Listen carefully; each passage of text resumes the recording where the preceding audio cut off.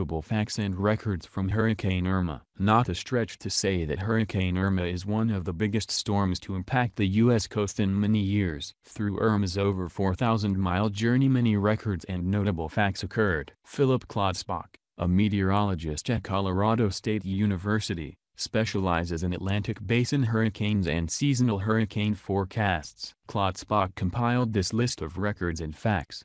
185 miles per hour lifetime max winds, tied with Florida Keys, 1935, Gilbert, 1988, and Wilma, 2005, for second strongest max winds of all time in Atlantic hurricane. Allen had max winds of 190 miles per hour in 1980. 185 miles per hour lifetime max winds, the strongest storm to exist in the Atlantic Ocean outside of the Caribbean and Gulf of Mexico on record. 185 miles per hour max winds for 37 hours, the longest any cyclone around the globe has maintained that intensity on record. The previous record was Haiyan in the NW Pacific at 24 hours.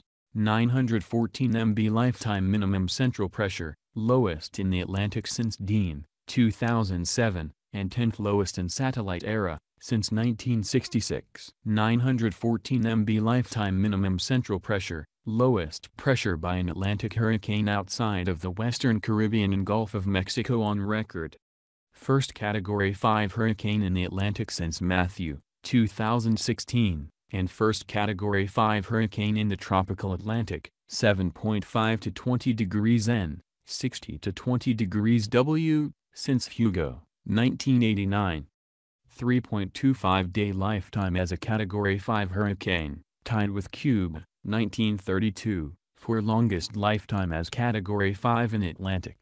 3 consecutive days as a Category 5 hurricane, the longest for an Atlantic hurricane in the satellite era, since 1966. 12.75 named storm days, the most since Nicole, 2016, and tied for 23rd most in satellite era for the Atlantic. 11.25 hurricane days, the most since Ivan, 2004, and tied for 9th most in satellite era, since 1966, for the Atlantic. Satellite era record is Ginger, 1971, with a whopping 19.5 hurricane days. 8.50 major hurricane days, the second most in satellite era, since 1966, for the Atlantic, trailing Ivan, 2004. 3.75 major hurricane days in the tropical Atlantic, 7.5 to 20 degrees N, 60 to 20 degrees W, trailing only Luis, 1995, for major hurricane days in the tropical Atlantic. Generated the most accumulated cyclone energy by a tropical cyclone on record in the tropical Atlantic, 7.5 to 20 degrees N, 60 to 20 degrees W. Generated more accumulated cyclone energy than the first 8 named storms of the Atlantic hurricane season, Arlene Harvey, combined. Generated the most Atlantic accumulated cyclone energy in a 24-hour period on record, breaking old record set by Allen, 1980.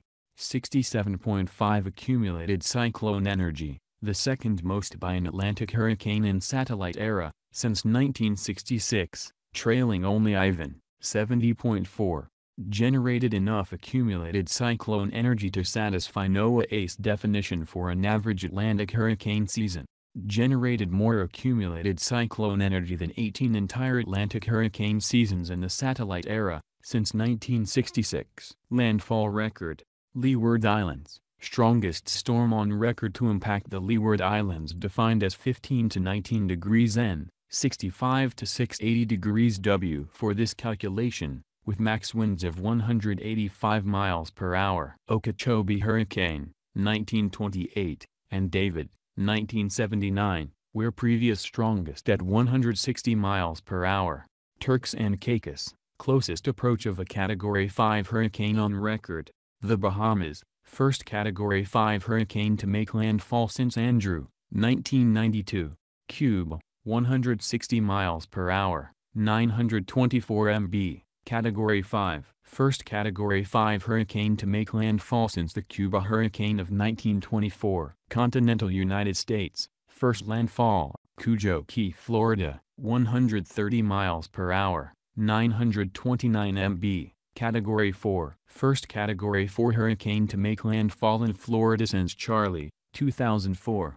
And major hurricane to make landfall in Florida since Wilma, 2005. 929 MB pressure is tied for 7th lowest on record for U.S.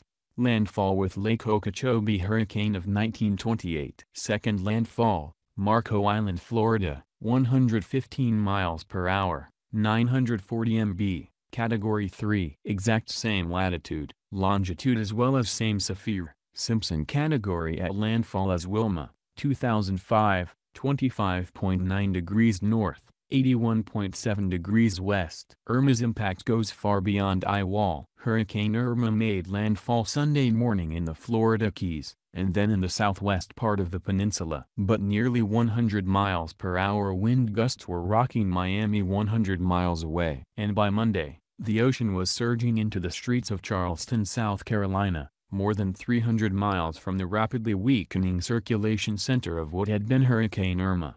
Irma will not go down in the history books for flattened neighborhoods resembling an atomic bomb blast, the way Hurricane Andrew did when it smashed Homestead, Florida, in 1992. Irma did devastate several Caribbean islands and part of northern Cuba, but had lost a little bit of its once Category 5 steam when its eye rolled across Cujo Key, Marco Island and Naples in Florida, heavily damaging thousands of homes but absolutely demolishing relatively few. However, because of its sheer size, Irma produced significant effects far away from its eye wall, enough over such a wide region with sizable population centers that it will probably still work its way into the list of the 5 costliest U.S. hurricanes on record. It is important when looking at any weather map depiction of a hurricane to realize that it is not a point, it is not a line, and it is not even a cone. The National Hurricane Center uses a cone of uncertainty, gradually widening with time up to 5 days, to take into account the potential variations of the movement of a storm's center of circulation. But the effects of a hurricane extend beyond the center point or a line in the middle of the cone, and often even beyond the cone itself. Irma was so large and powerful that not only did it pile water onto coasts hundreds of miles from its center of circulation, it also pulled water away from places like the Bahamas, Mobile Bay in Alabama and even Tampa Bay when it was north of the storm center, leaving muddy open soil for a while where ocean waves had been. The ocean eventually returns. Of course, Florida's impact from Irma wasn't just about the coastal regions that took the brunt of the eye wall, but also about hours of squalls with winds often topping 75 miles per hour across almost the entirety of the peninsula, and the storm surge that backed water into downtown Miami and Jacksonville, on the opposite coast from where Irma made landfall. And then the damage from tropical storm force winds, occasionally gusting to hurricane strength, continued into Georgia, Alabama and the mountains of western North Carolina and eastern Tennessee. Southwest Virginia was spared a damaging hit with the more western track. But next time there is a hurricane threatening the Carolinas, or the eastern Gulf with a more northward track, we need to remember it's not just about the point, line, cone or coastal landfall.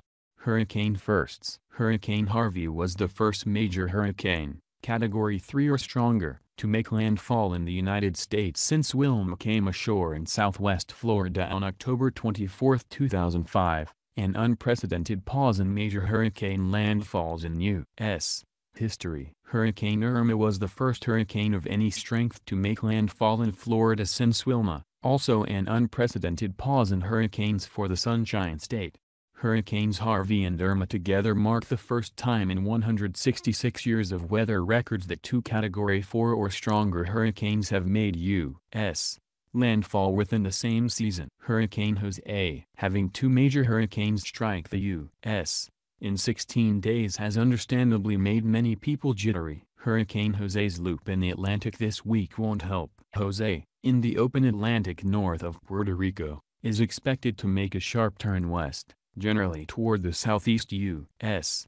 by the weekend. Most forecast guidance, as of Tuesday, turns Jose northward before striking the U.S., missing the outer banks of North Carolina by a few hundred miles to the east. But some models bring it uncomfortably close, and a few model runs have even produced a track that makes landfall. It is certainly worth keeping an eye on in the next several days. For Southwest Virginia, most likely, its main effects will stay east of us with almost any track, but as we've noted, hurricanes aren't small points and can have wide impact.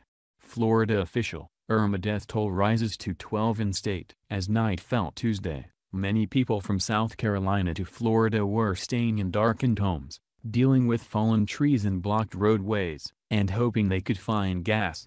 The situation in the Sunshine State was trying the patience of people who rode out the storm and those who came home after evacuating Hurricane Irma's path to find widespread devastation and access to their neighborhoods limited at times.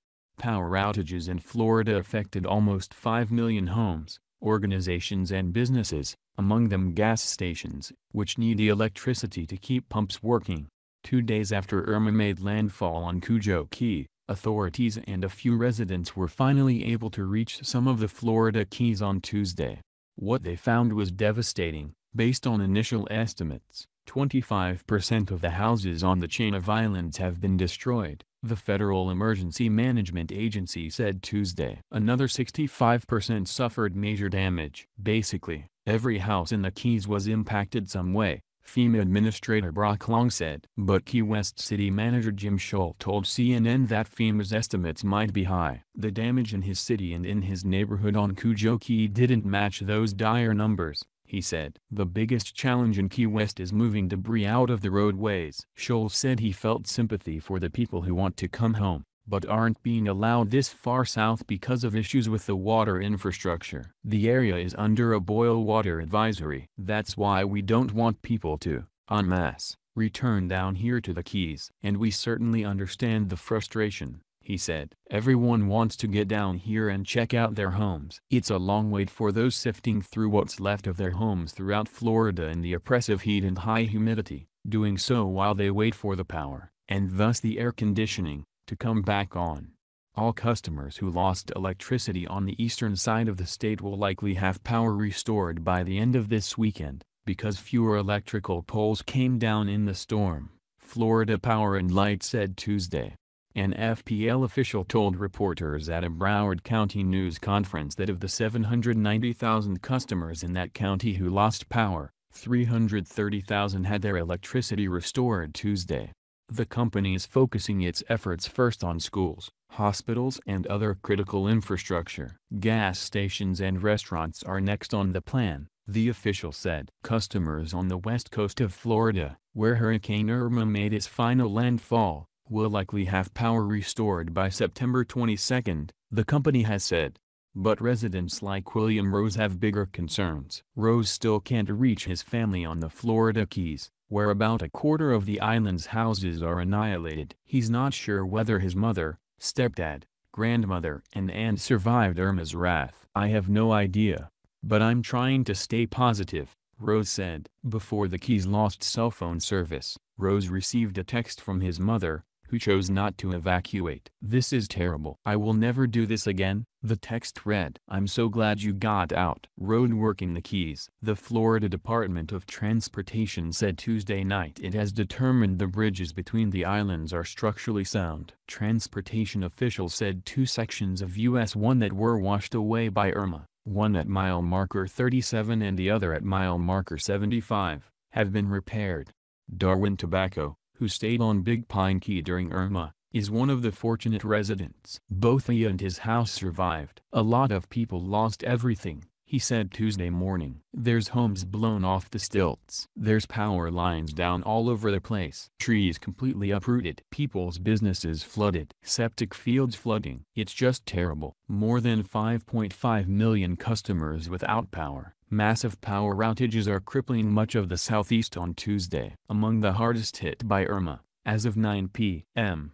ET, Florida, about 4.4 million customers, which includes homes, organizations and businesses, are without power across the state, authorities said. Georgia, almost 700,000 customers are in the dark, according to Georgia Power and Georgia EMC. South Carolina, almost 55,000 customers have no power, according to Duke Energy and SCE&G. North Carolina, More than 29,000 customers don't have electricity, according to Duke Energy. Alabama, more than 7,000 customers are without electricity, Alabama Power said. 9 states impacted. Irma, which stretched 650 miles from east to west, has pummeled at least 9 states, deluging city streets, knocking over trees and destroying homes along the way. At least 16 storm-related deaths have already been reported on the U.S. mainland, according to local officials. Florida has reported 12 deaths. Alberto C. Moscoso, a spokesman for Florida Division of Emergency Management, said Tuesday evening. Georgia had 3 deaths. A 62-year-old man who was on his roof was killed in Worth County, which experienced wind gusts of 69 miles per hour. Another man was killed in Sandy Springs when a tree fell on his house. And a woman was killed when a tree struck her vehicle incoming. South Carolina had 2 deaths. A 57-year-old man was struck by a falling tree limb during the storm. State emergency officials said a driver with a Florida license plate also died from the storm, but did not give further details. Flights, hospitals will be back online. While the Keys have an exhaustive recovery ahead, signs of normalcy will pop up Tuesday elsewhere in Florida. Many of Florida's airports reopened with limited operations Tuesday. And Florida Hospital, a health provider in the state, said it would reopen many of its impacted facilities on Tuesday or Wednesday. Mammoth flooding. Even a weakened Irma engulfed cities as far north as Charleston, South Carolina, on Tuesday. I really didn't expect it to become this bad here, Charleston resident Mike Stunick said Tuesday. It came in really fast last night. We were just praying that it didn't come all the way into the house, and it didn't. Jacksonville, Florida, the largest city by area in the contiguous United States, is still trying to recover from record-breaking storm surge and flooding on Monday. More than 300 people have been rescued in Jacksonville, the governor said Tuesday. So many areas that you thought wouldn't flooded, Scott said. Irma's deadly trail, and questions about climate change. Before slamming into the United States, Irma hit Cuba late Friday as a Category 5 hurricane. Irma killed 38 people in the Caribbean before heading to the United States. This is the first year on record that the continental United States has had 2 Category 4 hurricane landfalls in the same year. Last month, Hurricane Harvey devastated much of coastal Texas and killed more than 70 people. At a news conference Tuesday, both the FEMA administrator and acting DHS Secretary Elaine Duke avoided explicitly answering questions about whether Washington needs to focus more on climate change after Harvey and Irma. Instead, Long and Duke stressed the need for preparedness and resiliency.